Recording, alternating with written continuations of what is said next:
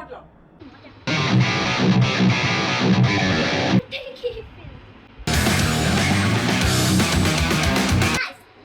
আমার ফ্রেন্ডের সাথে আইসক্রিম খাই। আমার ফ্রেন্ডের নাম তালিহা, মাহেরা আর আমার বেস্ট ফ্রেন্ডের নাম সুভানা।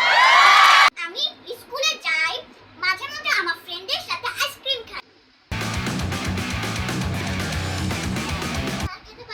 2 hours later.